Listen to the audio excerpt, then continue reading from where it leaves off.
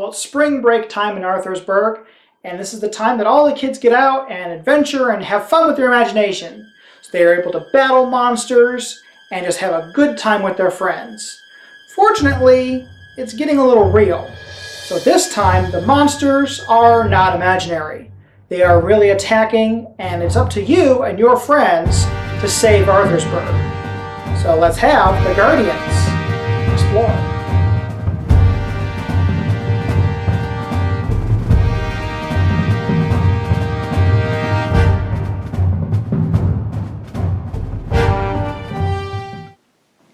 So I already went ahead and set up the game just so you can see how it's laid out. These are several locations that you'll be able to go to fight the monsters, and once the monster is cleared, if it's a safe place to go, you'll be able to do the action that is on that location. But first you need to set up your character and get your deck set up. So first thing you're going to do is you're going to pick a character. I went ahead and picked green here for Cloak of Meeple Green. And you're going to take the player aid. With that, you're also going to take the blanket fort of that same color. You're going to take the little figurine person. And then you're also going to get two of these little bingo chip things in your color. And you're going to use those to track on here how much your attack value is. You will also get a starting deck. You're going to get one Explorer card, and then you're going to get several of these Practice Swing cards. So let me explain how this game works. On your turn, you're going to be playing cards that are going to give you energy and an attack bonus. So for example, if I play this Practice Swing, it's going to give me +1 energy. So it's also going to give me +1 attack. Unlike other deck builders, you actually have to pay for the stuff out of your hand to use it, and I'll show you some of those cards in just a second. So you're going to get those cards, and then you're going to go into a draft. The first thing you're going to get is you're going to receive 2 super cards. You can tell because the text on them is the gold around it, the icon is the gold around it, and bottom down here, and of course there's more gold. So you're going to look at these, and you're going to plan a deck around one of these cards. But you're going to hold on to both of these until after the draft. So you still have some options about how you want to do things. So for example, we have Rain of Arrows here. That'll give us +6 damage counters. I'll explain those in just a second. And we have Pulverize here, and that just gives us +9 attack, which either one of these are actually pretty cool. So let's see what we can build. What you're going to get is from the main deck is you're going to get 7 cards. So 1, 2, 3, 4, 5, 6, 7. So you're going to get 7 cards. You're going to have a look at these. You're going to pull one of the cards, and then you're going to pass the deck to the next player. And you pass to the left on the first time. So you pass it to the left, and then you're going to get some cards. You're going to pull another card, pass to the left. You're going to have some more until all of those cards are gone. Once that's done, then you're going to get 7 more of these cards. You're going to pick a card, pass it to the right, and continue on until you have 14 new cards. Once you have those 14 cards, you're going to look at what you were able to get and pick one of these super cards to keep. So you'll pick one, and that'll get mixed into your deck, and you'll go ahead and discard the other one. Now, sometimes it's kind of hard. It's like, well, what do I know works with what cards? How do I know what to pick? Well, they make it pretty easy. On the back of your player aid, if I can pick it up here, there's actually a handy little guide here telling you, hey, this is like Pulverize. We suggest you try to get 1 axe, 1 bash, 1 cleave, 1 master slash, and 1 sapling. So if any of those come up, you're going to try to grab those. There are ways to get more cards throughout the game, but if you can try to get most of those, go ahead and do it. And there's also the one for Rain of Arrows down here. So also, the back of the board tells you exactly how to set up the game, so you don't even have to look at the instructions. Everybody can follow along and do the setup part. But once you go ahead and get your stuff, I'm just going to go ahead and I'm going to take this Rain of Arrows card here, and you're going to add that into your deck. So you add everything in, you shuffle it up, and then you begin the game.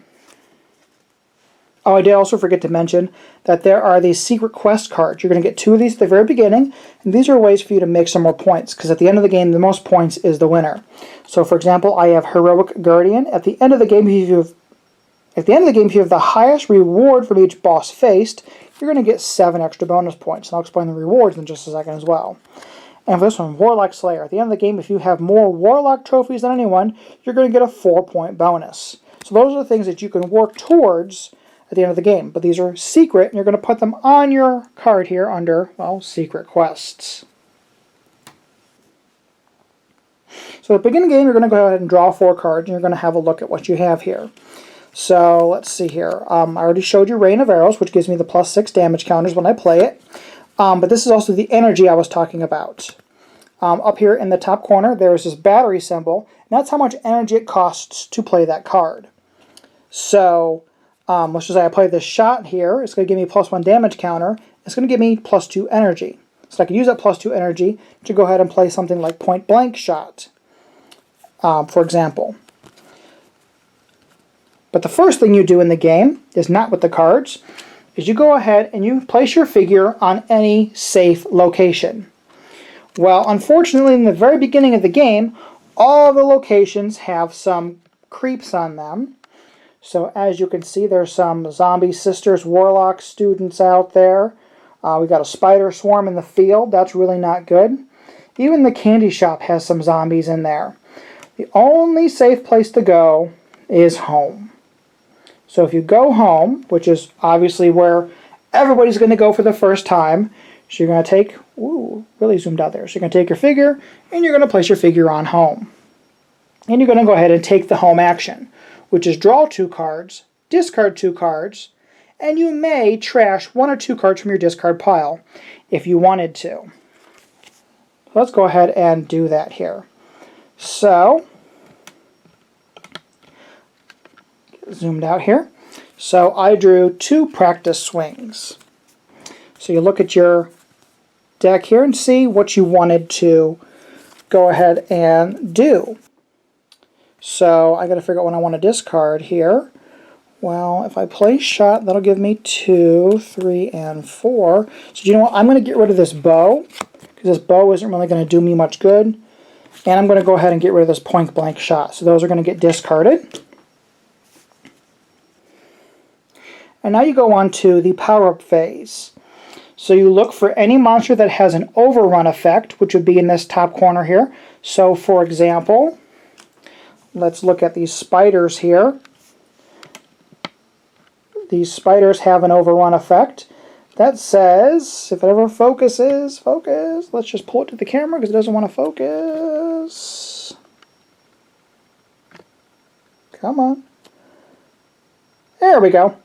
If there are 2 or more spiders in play, players discard a card from play. So, if there's ever 2 or more spiders, and you can tell spiders by the icon in the top corner, so you know they're all the same, you're going to go ahead and you're going to discard a card. Well, unfortunately, there are not 2 spiders in play. There's also an overrun effect for the robot. That doesn't actually happen. If there's 2 or more robots, you have to discard a card. But this Orc Grunt does have one. It says place 1 damage on all orcs. So the damage are these little blood droplets here. So you're going to go ahead and place 1 damage on all orcs. So he already has a little bit of damage on him. And if you have any cards that have persistent effect, those happen now. And then you go ahead and play all of your cards. Now one thing that's interesting about this game is this phase happens all simultaneously. So everybody's going to go ahead and do this action at the same time. So everybody gets to play their cards out. So I'm going to have these 2 practice swings that I'm going to go ahead and play. Just move some stuff out of the way here so that you can see just what I'm doing here. And it's right in the glare, but that is fine. So I have 2 practice swings I'm going to play. So I have 2 energy to spend, and that gives me 2 attack. So I'm going to go ahead and place my 2 there. And then I'm also going to play this shot, which gives me 2 more energy to spend. Plus this gain +1 damage counter. So you gain 1 of these little damage counters here. And then I have 4 to spend, but this only costs 3, and you don't get change back. But I'm going to go ahead and use Rain of Arrows. And this is gain +6 damage counters. So I get to go over to the damage pile here, and I get to get some more damage counters. That is 3, 4, 5, and 6. So 6 more damage counters that I get to have. Then goes into the surprise phase. If you have any cards that have a surprise icon on them, you go ahead and play those. There are none right now that I have in my hand. And then you go on to the battle phase, and this happens in turn order as well. So you go ahead and you're going to distribute all of your damage counters that you have on any monsters that you wish to attack. So let's see here. I have 7 damage counters. So I want to try to take something out here. You know, one of my favorite locations is the garage, because the garage will get you some more cards out of the Guardian Supply.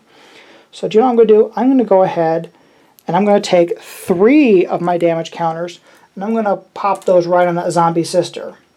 So that way, she now takes 3 less to get rid of her. So that leaves me with 4 that I can distribute around. So you know what? Let's put a couple here on the candy shop here.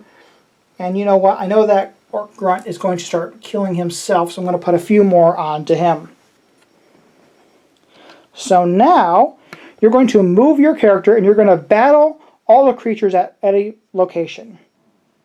So I'm going to take her and I'm going to move her to the garage because I want to beat up on that zombie sister.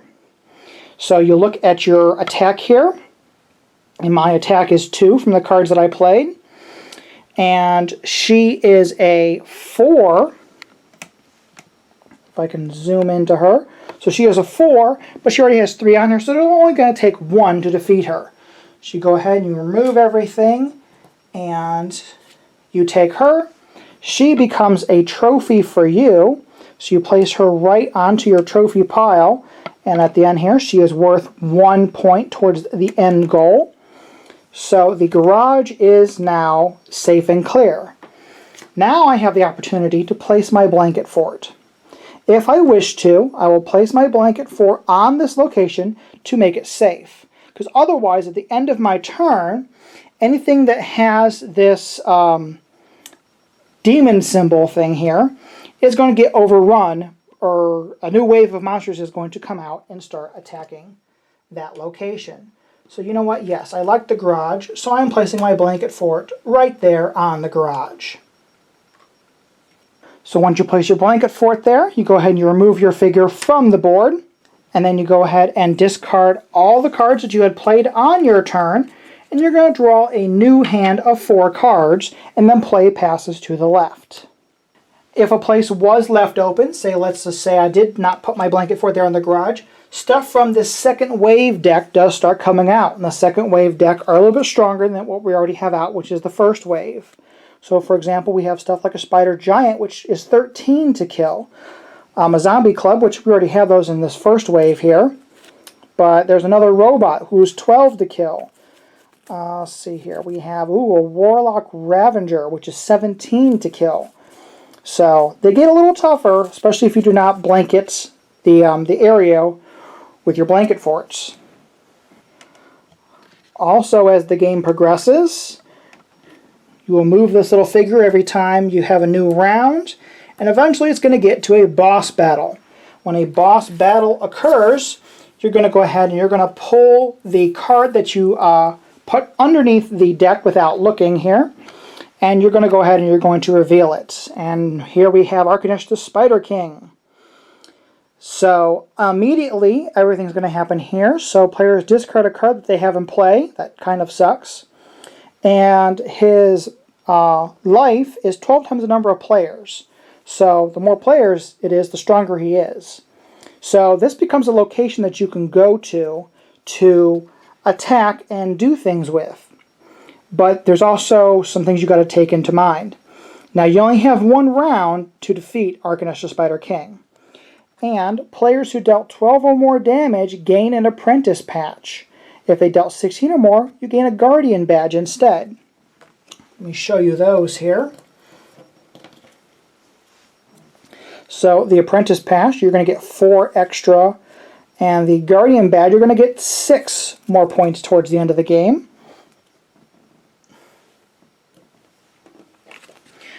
And then there's also this part right here. It says all player, if you fail to defeat him, all players will trash an item from play. Players who did not battle retreat a random trophy from their highest wave, and unfortunately you flip over home. So what that means is, let's just say I did not participate. I would have to take my trophy here, which is the only one that I have, and unfortunately I have to retreat it to the retreat pile over there. And also, we would lose home. So if you look at home here, we would have to flip it over upside down, and home now becomes some ruins, and there's a monster icon there. So monsters will start coming out to this location. Very bad. Later on in the game, there's going to be another battle, and this is going to be the red battle. So with the red battle, what do we have here? We have Zarkoth, Pit Fiend, and there's some bad stuff that happens with him as well.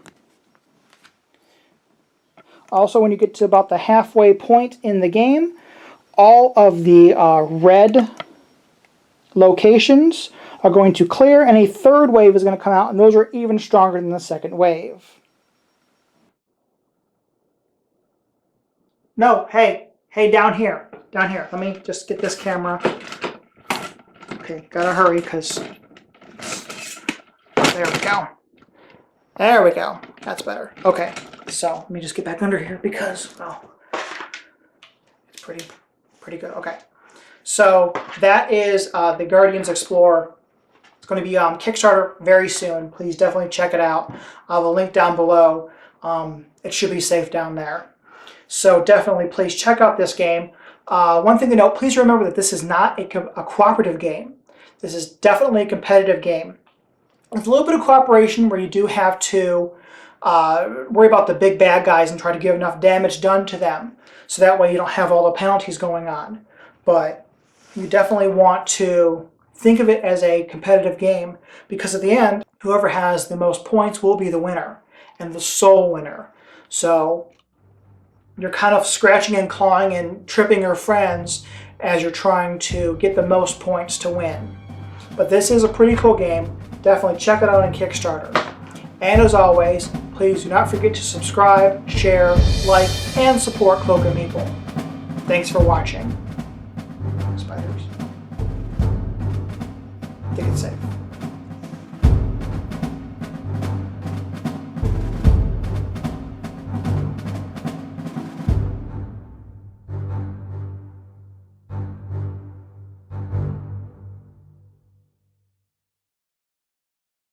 Three, two, one.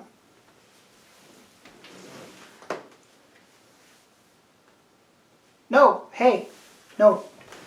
I'm actually down here. Let me just get...